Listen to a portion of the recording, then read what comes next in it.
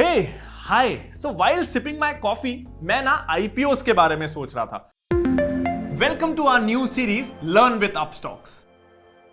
यहां ना हम इन्वेस्टिंग को सिंपल और आसान बना देंगे। तो अगर आप सोच रहे हैं इन्वेस्ट करने का स्टॉक्स में, म्यूचुअल फंड्स में, गोल्ड में, आईपीओ में या फिर रियल एस्टेट में, यहां आपको इन सारे टॉपिक्स पे अच्छी वाली नॉलेज मिलेगी। तो आज की इस वीडियो में हम जानेंगे आईपीओस के बारे में। जब हमें कोई न्यू कंपनी स्टैब्लिश करनी होती है तो सबसे पहले ना हम अपनी खुद की सेविंग्स को एज अ कैपिटल यूज करते हैं या फिर हम अपने फ्रेंड्स या रिलेटिव्स से बोरो करते हैं। जैसे जैसे कंपनी ग्रो करती है तो हमें ना और फंड्स की रिक्वायरमेंट होती है, जिसके लिए हम बैंक से लोन या अलग अलग कॉर्पोरेशंस, इन्वेस्टर्स या वेंचर कैपिटल को अप्रोच करते हैं।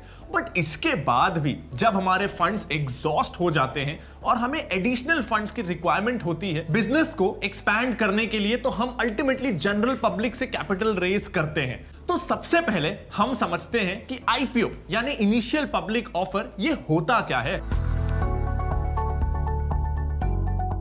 जब कोई कंपनी पहली बार अपने शेयर्स पब्लिक को ऑफर करती है तो उसे ना आईपीओ कहते हैं। इस प्रोसेस में कंपनी अपने शेयर्स आम लोगों को ऑफर करती है और ये सारी चीजें प्राइमरी मार्केट के थ्रू होती हैं। और अगर हम एक इजी लैंग्वेज में समझें तो ये कहा जा सकता है आईपीओ के जरिए कंपनीज फंड्स कलेक्ट करती हैं जिसे वो अपनी ग्रोथ या हेवी डेट को पे ऑफ करने के लिए यूज करती हैं। आईपीओ आ जाने से एक अनलिस्टेड कंपनी स्टॉक एक्सचेंज में लिस्ट हो जाती है। जब भी हम ऐसे आईपीओज में इन्वेस्ट करते हैं तो कंपनीज को फंडिंग तो मिलती है, बट इसके साथ उनके ऊपर कंपनी को एफिशिएंटली मैनेज करने की ना एक रिस्पॉन्सिबिलिटी भी आ जाती है। उनके शेयर होल्डर्स को कोई नुकसान ना हो, इस चीज की रिस्पॉन्सिबिलिटी। आईपीओ में निवेश करने से आपको उस कंपनी में हिस्सेदारी मिल जाती है। मतलब अगर आप किसी कंपनी के शेयर खरीद लेते हैं तो आप उस कंपनी के खरीदे गए हिस्से के मालिक हो जाते हैं। अब जानते हैं आईपीओ से रिलेटेड कुछ बहुत इंटरेस्टिंग बातें। हमने कई बार न्यूज चैनल, यूट्यूब वीडियोस पे सुना है कि इस आईपीओ में इन्वेस्ट करने से आप एक दिन में लाखों कमाएंगे लिस्टिंग गेन के थ्रू। बट क्या सच में ऐसा पॉसिबल है? जी नहीं, sorry to disappoint you. First of all तो आप आईपीओ में ना अनलिमिटेड मनी नहीं लगा सकते। यानी अगर आपको आईटीसी का शेयर लेना है तो आप या तो 1000 का लेंगे या 10,000 का लेंगे, जैसा आप चाहें। बट आईपीओ के केस में आपको लॉट्स में लेना होता है, तो आप एक लॉट ही ले सकते हैं या लॉट्स के मल्टीपल में आप ले सकते हैं, जो कि 14-15 हजार के बीच का रहता है। तो अगर लिस्टिंग गेन मिला भी और आपका पैसा डबल हुआ भी तो भी आपको ज्यादा से ज्यादा 15,000 का फायदा होने वाला है। तो ऐसा बिल्कुल नहीं है कि आप रातों रात आईपीओ में पैसे लगा के बहुत ज्यादा लखपति या करोड़पति बन जाने वाले हैं। अब दूसरी चीज, जो सक्सेसफुल आईपीओ होते हैं जो ओवर सब्सक्राइब्ड होते हैं, जैसे कि आईआरसीटीसी का एग्जांपल लेते हैं। आईआरसीटीसी 112 टाइम्स ओवर सब्सक्राइब हुआ था। तो इसका क्या मतलब होता है? इस सिंपल एग्जांपल से जरा अब इसे समझते हैं। यानी अगर 112 लोगों ने उस आईपीओ पे अप्लाई किया है तो सिर्फ उसमें एक इंसान को वो आईपीओ अलॉट हुआ। तो पहले तो ना आपको बहुत ही ज्यादा लकी होना पड़ेगा जिससे आपको वो 15,000 का एक लॉट मिले। अब क्या आपको आईपीओ में इन्वेस्ट करना चाहिए, ये जरा जान लेते हैं। अब इससे भी ना एक अच्छे से एग्जाम्पल से समझते हैं। सपोज आपको आईटीसी का शेयर लेना है तो आप उसे 200 में लेना चाहते हैं। वहीं आपके जैसा कोई इन्वेस्टर है जिसके पास आईटीसी के शेयर हैं और वो उसे 201 में बेचना चाहते हैं। तो अगर कोई सेलर है जो आपको 200 में देगा तो आपका ट्रेड एग्जीक्यूट होगा। तो बायर एंड सेलर के बीच में प्राइस नेगोशिएट होता है। बट आईपीओ में ऐसा नहीं होता है। आईपीओ में जरा जानते हैं कि प्राइस कौन डिसाइड करता है? ना कोई गवर्नमेंट करती है ना पब्लिक करती है। ये प्राइस डिसाइड करती है कंपनी, यानी कि खुद उस कंपनी का ओनर।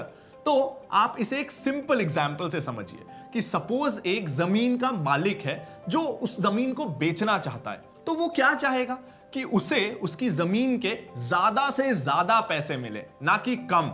वो ये नहीं सोचेगा कि इसकी वैल्यू 50 लाख है तो उसे इतने में ही बेचना है। अगर उसे कोई 60 लाख वाला बायर मिल जाए तो वो तो उसे खुशी खुशी बेच देगा। तो एक कंपनी का ओनर क्या चाहेगा? वो भी अपनी कंपनी को पब्लिक में हिस्सेदारी अगर देगा तो उसके बदले में वो चाहेगा कि पब्लिक से उसे ज्यादा से ज्यादा पैसे मिले। इसलिए ज्यादातर आईपीओ जो है ना वो ओवर वैल्यूड रहते हैं, वो सही प्राइस में नहीं मिलते। तो जिस शेयर का प्राइस एक ओपन मार्केट में 500 होना चाहिए, वही आईपीओ के टाइम वो 700 या 800 पे आता है, क्योंकि ओनर को ना अपनी कंपनी में हिस्सेदारी बेचने के लिए ज्यादा से ज्यादा पैसे चाहिए। But her IPO over priced हो ये भी जरूरी नहीं है। अब जैसे हमने जमीन मालिक का एग्जाम्पल समझा, तो कभी यह भी हो सकता है कि उस जमीन का जो मालिक है उसको अर्जेंटली पैसों की जरूरत है, तो वो चाहेगा कि इस जमीन को कोई 20, 30, 40 लाख में भी ले जाए। वो ये नहीं देखेगा कि 50 लाख की है तो मैं 50 लाख या उससे ज्यादा में ही बेचूंगा, क्योंकि उसे अर्जेंटली पैसों की नीड है, तो वो कम में भी बेचने के लिए रेडी हो जाएगा। तो ऐसा ही आईपीओ में भी होता है, बैंक्स के साथ, एनबीएफसीज के साथ या बीएससी जैसे किसी स्टॉक एक्सचेंज के साथ। तो ऐसे में गवर्नमेंट का प्रेशर रहता है, क्योंकि कुछ गाइडलाइंस होती हैं, आरबीआई की हो सकती है, सेबी की हो सकती है,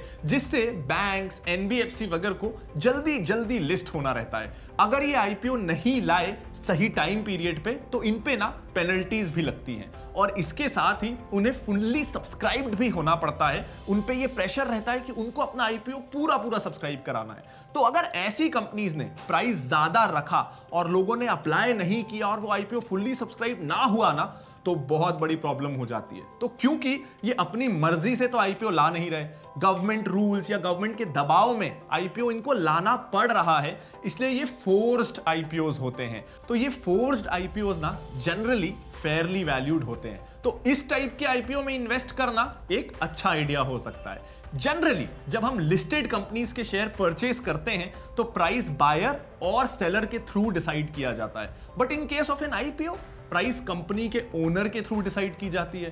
तो ऐसे में ओनर हमेशा यही चाहेगा कि अगर वो अपनी कंपनी के शेयर्स लोगों को दे रहा है तो उससे से ज्यादा दाम में दे, ताकि उसके पास ज्यादा से ज्यादा पैसा आ सके। और इस चक्कर में काफी सारे आईपीओ बहुत ज्यादा एक्सपेंसिव हो जाते हैं, बहुत ज्यादा ओवर वैल्यूड हो जाते हैं। तो जैसा कि हमने पहले समझा है कि कई बार सेबी की तरफ से प्रेशराइज होने के कारण कई कंपनीज अपने आईपीओ को ओएफएस के थ्रू लॉन्च कर देते हैं। ओएफएस यानी ऑफर फॉर सेल के थ्रू। तो आगे बढ़ने से पहले हम ये समझ लेते हैं कि ये ओएफएस या ऑफर फॉर सेल क्या होता है। तो ओएफएस में कंपनी के प्रमोटर्स एक्सचेंज प्लेटफॉर्म पे अपने शेयर्स बेच के अपनी हिस्सेदारी को कम करते हैं, और सभी investors, companies, foreign institutional investors और क्वालिफाइड इंस्टीट्यूशनल इन्वेस्टर्स, बायर्स सहित कोई भी इस शेयर पे बिड कर सकता है। इस मैकेनिज्म को सेबी ने इसलिए इंट्रोड्यूस किया है ताकि प्रमोटर्स पब्लिकली अपनी शेयर होल्डिंग को डिक्रीज कर सकें। इसमें कंपनी के ओवरऑल शेयर कैपिटल में कोई फर्क नहीं पड़ता, क्योंकि इसमें ओनरशिप ही एक शेयर होल्डर से दूसरे शेयर होल्डर को ट्रांसफर होती है। ऐसे ही एक एग्जाम्पल को समझते हैं कैम्स के आईपीओ के पैटर्न के थ्रू। रिसेंटली जब कैम्स का आईपीओ आया था तब उन्होंने ये आईपीओ ऑफर फॉर सेल के थ्रू इशू किया था। उनके प्रमोटर्स ने अपनी होल्डिंग को मार्केट में लिक्विडेट किया था। इस कंपनी के मेजर प्रमोटर्स थे NSEIL, जिन्होंने अपने पूरे शेयर्स जो कि 37% के आसपास थे ये मार्केट में लिक्विडेट किए थे। ऐसा इसलिए करना पड़ा क्योंकि उन्होंने इन्वेस्टमेंट की प्रायर परमिशंस सेबी से नहीं ली थी, जिसकी वजह से उन्हें बाद में आईपीओ में ओएफएस के थ्रू अपने शेयर्स को लिक्विडेट करना पड़ा। अब बात करते हैं एफपीओ की, यानी फॉलो ऑन पब्लिक ऑफर की। तो जैसा कि हमने पहले देखा कि जब कंपनी पहली बार पब्लिक से फंड रेज करती है तब ना उसे आईपीओ कहते हैं। वैसे ही जब कोई ऑलरेडी लिस्टेड कंपनी फिर से पब्लिक से फंड रेज करती है तो उसे एफपीओ कहा जाता है। एफपीओ कई रीजन से किया जा सकता है, जैसे कि अगर कंपनी को किसी न्यू प्रोजेक्ट के लिए फंड्स की जरूरत है या कोई एक्सपेंशन करना हो तो वो एफपीओ ऑफर कर सकती है। एफपीओ को कई लोग राइट्स इशू भी समझ लेते हैं, बट दोनों में ना बहुत स्लाइट डिफरेंस होता है। राइट्स इशू में सिर्फ एग्जिस्टिंग शेयर होल्डर्स ही पार्ट ले सकते हैं, जबकि एफपीओ में कोई भी इन्वेस्ट कर सकता है, चाहे वो एग्जिस्टिंग शेयर होल्डर हो या ना हो। एफपीओ से कंपनी की कैपिटल इंक्रीज होती है, बट इससे ईपीएस भी डाइल्यूट होने के चांसेस होते हैं। और अगर हम इन्वेस्टर्स के पॉइंट ऑफ व्यू से देखें तो एफपीओ आईपीओ के कंपैरिजन में ज्यादा सेफर एंड चीपर ऑप्शन होता है, क्योंकि इन केस ऑफ एफपीओ हमको कंपनी का background, business model, management and strategy जैसी सभी चीजों का पहले से पता होता है। तो यहां हमें एनालाइज करना काफी इजी हो जाता है कि हमें एफपीओ के लिए अप्लाई करना चाहिए या नहीं। बट अगर आईपीओ की बात की जाए तो हमें इन्वेस्ट करते वक्त ज्यादा कॉशियस रहना चाहिए, क्योंकि जैसा कि हमने डिस्कस किया था कि मोस्ट ऑफ द ओनर अपनी कंपनी के शेयर्स डिस्काउंट पे तो इशू करेंगे नहीं, सो आपको वैल्यूएशंस भी कंसिडर करना है। अगर आप किसी आईपीओ में इन्वेस्ट करने के लिए प्रीमियम प्राइस पे करने के लिए रेडी भी हैं, तो मेक श्योर कि कंपनी का ग्रोथ पोटेंशियल बहुत ही अच्छा हो। इस साल बहुत से अच्छे आईपीओस आने वाले हैं जिन्हें मिस करने का सवाल ही नहीं उठता।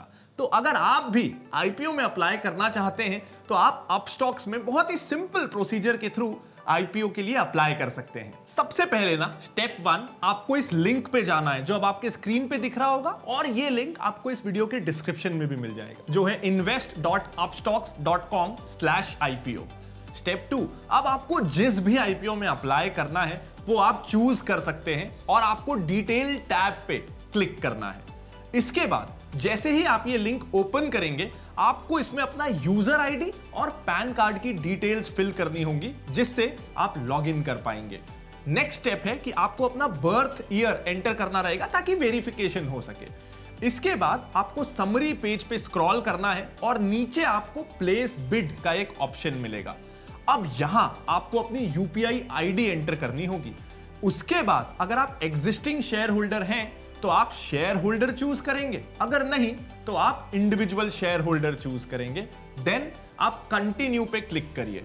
अब बिड या तो प्राइस बैंड पे चूज कर सकते हैं या सिंपली आप कट ऑफ प्राइस भी चूज कर सकते हैं। यहां आपको लॉट्स भी एंटर करना होता है। देन आपको कंटिन्यू में क्लिक करके वेरीफाई करना है and then place the order. इसके बाद आपको एक एसएमएस आएगा फॉर पेमेंट अप्रूवल आपके यूपीआई ऐप, जिससे आपका आईपीओ अमाउंट अलॉटमेंट डे तक के लिए ब्लॉक हो जाएगा। So thank you for watching this video on basics of investments from the Learn with Upstox series. अगर आपको ये वीडियो पसंद आया हो तो इसे लाइक जरूर करिएगा और अपने दोस्तों और फैमिली मेंबर्स के साथ शेयर करना बिल्कुल मत भूलिएगा। और अगर आपने इस चैनल को सब्सक्राइब नहीं किया है तो जल्दी से इस चैनल को सब्सक्राइब कर दीजिए, क्योंकि अपस्टॉक्स की तरफ से सारे लेटेस्ट अपडेट्स आपको सब्सक्राइब करने के बाद ही तो मिलेंगे। Thank you.